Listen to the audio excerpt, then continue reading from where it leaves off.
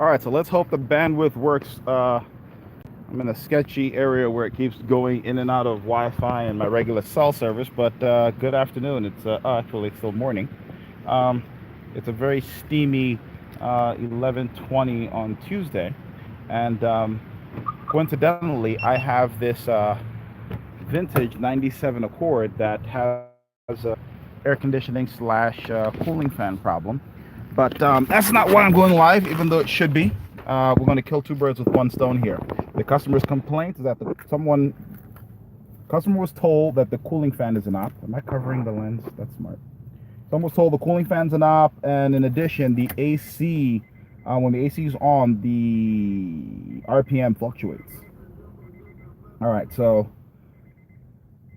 part of the reason I'm calling is because I got a call a few minutes ago from a former student. I vaguely remember his name, but I do give them a contact number in the event that they have technical questions, in the future. It's like, hey, reach out. And so he did. He had a technical question. His mom's Hyundai Elantra. I can't remember what the year now, but he says that when she turns on the AC, the car stalls. Now, some of you might already be on to, a diagnostic strategy, but he didn't have one, and it bothered me a little bit. So, first of all, he didn't even tell me what kind of car it was. Just, hey, my mom's car, dies when the AC's turned on. That's it. I'm like, no, that's not it. I don't even know what kind of car. I have to ask these questions. You're calling me on the phone. Oh, I'm sorry. He tells me this. I'm like, okay. Have you looked at the compressor when the AC gets turned on? Who knows what the answer is? Needless to say, I keep doing this, don't I? I apologize. Needless to say, I'm asking this young man about what's going on, and he doesn't have a lot to give me. Right? So I say, okay, do this. Oh, I'm driving right now. Okay, I'm working right now. You called me. But anyway, so let's see something here. I just want to do a visual. Looks like you guys, I could flip the camera on, I guess. I don't know, but let's do this. So I don't like what I see back here. I don't know if you guys can see that, but there's oil residue there. There's an oily sheen on the battery. There's, I saw something else. I don't know if there's power steering fluid here. But moving on, I'm going to turn the AC on. I just want to do a visual. All right, so I asked the young man, I say, hey, you need to, sorry about this. The lighting is terrible, and I'm back in the sun. Probably I should pull this in the shop. Let's do that. So I asked him about this problem, and the more I ask him, the less he has for me. So I say, it is hot. Can you tell from how much I'm sweating already? Look at it, dripping down my face. Sorry about that. But, exhaust leak. All right. It's not uncommon for the IC valve on higher, well, this is an older car, but not really higher mileage, 134,000 on the clock. But it's not uncommon for the screen, the little filtration screens on the idler control valves to get clogged with carbon and stuff from the intake system over time. Idle's pretty okay now, but the AC's not on.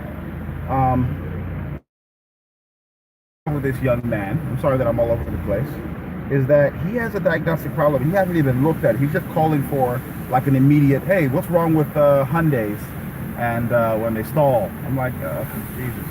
Can't help you with that, buddy. I need information, and you need some input. You need to help out here. So I tell him, I said, hey, can you see the compressor? Not about taking it apart. What do you mean taking it apart? So I guess he was under the impression that I wanted him to disassemble the car to inspect the compressor. That's fine. Have somebody turn the AC on, and you watch it from the engine bay. And if you see the compressor turn and it stalls, then we diagnose it that way. However, if you see the compressor doesn't turn, right, when they turn the AC on and the engine stalls, what do you think the problem is? There's no contact, an open circuit. No. I'm like, you've had air conditioning, right? So, yeah, but I don't remember it. Okay, well, that's a problem. But nonetheless, it's very possible that you have a seized compressor. And because the engine can't turn it and the belt has a really tight grip on both the crank and the AC compressor, that could be it. You could have a dead short. A dead short with a compressor circuit should blow the fuse. So we shouldn't have that as a problem. Needless to say, I told him, I said, listen, I'm at work. You're calling me. You're not putting any effort in. This could be problematic. I'm mean, check the compressor out and get back at me with more information. But I'm really less inclined to help people who put very little effort in. Okay, I mean, he forgot. He didn't. Oh, I've watched YouTube videos. Okay, well then fix it with a YouTube video. Why'd you call me? I mean, if a YouTube video had that much information, and which a lot of them do, if you know what you're looking for. But if you don't, why are you calling me? Right? So if you can't glean it from there, you're calling me. And don't get me wrong, I could walk him through the diagnostic repair if he had not been a former student. I don't understand. You know, you pay that much money to go to classes. And I made mention of this because I follow a couple of YouTubers who, like myself, went to technical colleges. Some of them stayed and they have mixed feelings about their time there. Some of them figured that they weren't getting their money's worth. And to me, if you decide that, then, you know, that's good. You know, that's great. If you can make a fiscal decision and it's not wasting your time, that's great. But to go through that whole program, and I don't know what the instructors he had were like, aside from me, but needless to say, if you wasted time and money there, and then now you want to waste my time, I have a very dim view of that. There are some of my students who have called me with technical questions where they've done the diagnosis, this one like a double, a second opinion. And it's amazing to me that they, they're right. It's the confidence at that point, and I appreciate that. But that's enough of that. So now we have this car, and I'm going to turn the AC on. After putting it in gear, the idle seems okay. And technically, at this point, it's warmed up. If we were going to have an issue with idle, I would expect to have it now, which I don't. So let's put the AC on. We do have an exhaust leak. You got to remember that. Now here's my thing with the AC, the idle fluctuator. I don't know how long this customer has owned this vehicle. We've never seen it before. Don't know if she just got it. With the air conditioning on, both fans should be on. So let's go check that. Okay, so one of the fans. So here's the thing with the way Honda, I don't know if a lot of other manufacturers do that too. On the dual fan cars, Honda does actually control both of them, right, with individual relays. So what will happen is if the cooling fan for the radiator is needed, they both come on. If the air conditioning is turned on, they both come on. If it is over temperature when the engine is shut off, there is a timer that can activate just the one to keep cooling going even when the car is off for a few minutes. And so this one right here, the one on the passenger side, I don't know if you guys can see that. Shine the light down there. Alright, so I don't know what you guys can see. Can't see what you can't see. There's no point. I can see my light. And two fans. This is top of the radiator. Thing. Oh, you can see the fan should be running because this fan is running. You see the haze there? That fan is moving. I don't know if you can see that's moving. See the haze? If you look over here, you can see straight through it because that fan's not running. So we need a fan on that side. The Honda replacement the car is probably cost prohibitive for this car. I wouldn't recommend it. I mean, it's individual parts, and it very easily possibly be close to $200 or $300. So we'll probably get a fan. I got to make sure the circuit. Okay, here we go. See the compressor kick button. Right, here we go. Can you see it? I don't know if you heard it. Look, watch. See that shaking? You get a click? There you go. So what's happening here is the compressor, when it kicks on, for some reason it's taking the idle so low that the idle air control, right, in the computer shuts the compressor back off. So now I got to make sure that the pressures are right and that the system not over pressurized, because too much load on the compressor will drag the idle down. The idle air control valve seems to be able to control idle quite fine. So let me get into that. All right, I would bring you guys along, but that would make for a very long video, and we're almost at the 10-minute mark here. But you see the problems. If there's a part 2 to this with the repairs, I'll bring you guys along for the complete diagnosis. I'm going to check that fan and make sure that if circuitry is right and that we need a motor. that's very easy to be done. The connector is usually nearby for these older models. If not, I'll find it. Make sure it's not unplugged, right? That would be great. And then I gotta make sure the pressures for this AC, that they're right, that the compressor, and I just talked to somebody, oh, whoa. Dropped my light. All right, I'm gonna end this now. It's a little bit over 10 minutes, and thanks for watching. Bring you guys back for the next part.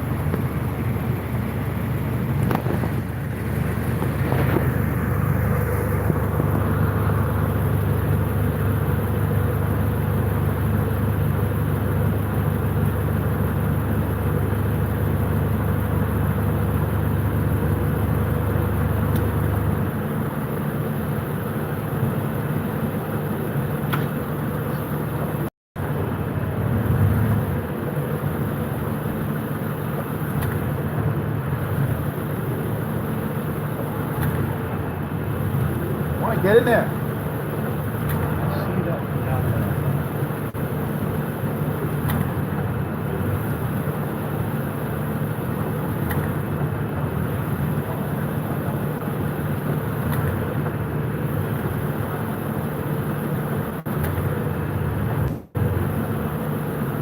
Hot.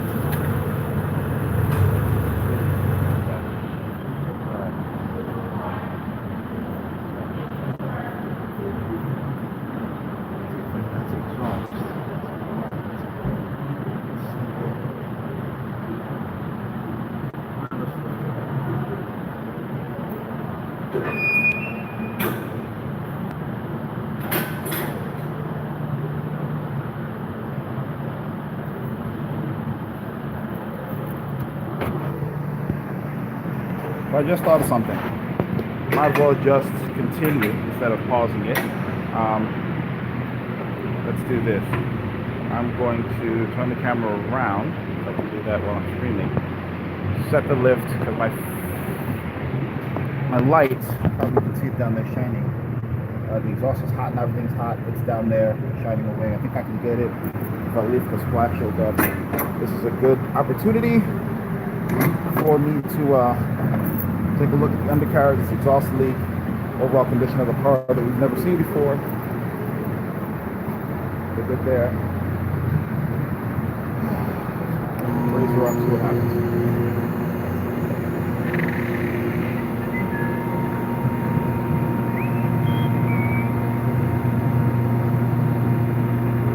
Scary moment there. I don't think it's done much harm to the car as much as it would have done to my house.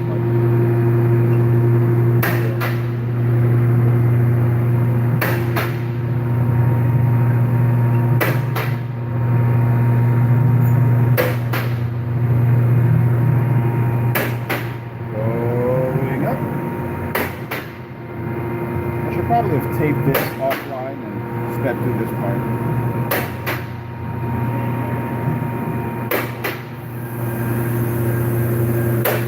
What's interesting about this particular line of work is not only do I have a flashlight to don't inspect this, so I think I should look at that.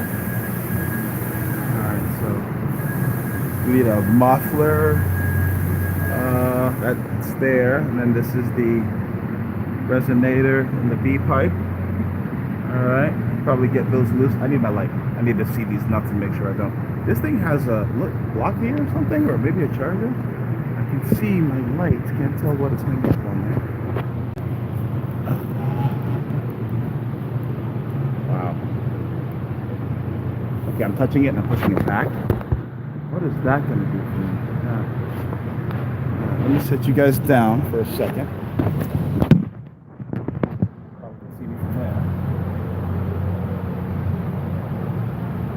Lights make a thorough undercarriage inspection, I would think. But, let's see what this. I didn't know what this goes.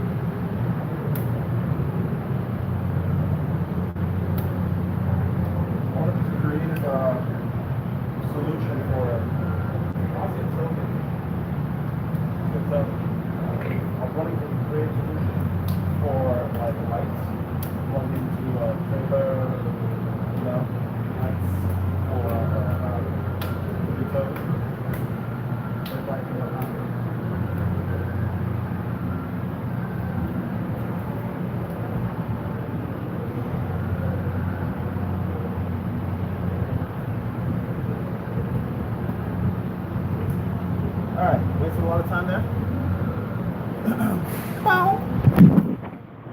Let's get at it.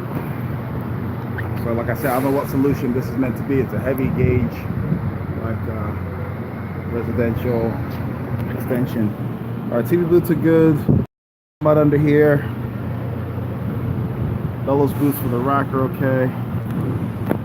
All right, now I thought that exhaust noise was up closer, but the muffler, the exhaust seems okay. The muffler might be a good candidate for what we heard. Everything seems stellar all through here. Those nuts will come off, so the only reason why I'm looking at the B pipe is not so much if it has anything wrong with it that I can see. All right, not that I can see much wrong with it, but with the age, it looks kind of clean. So you worry about taking this apart, because if the flange snaps, then you need the B pipe, and if you don't prep for that, then you go back to the customer like, oh, by the way.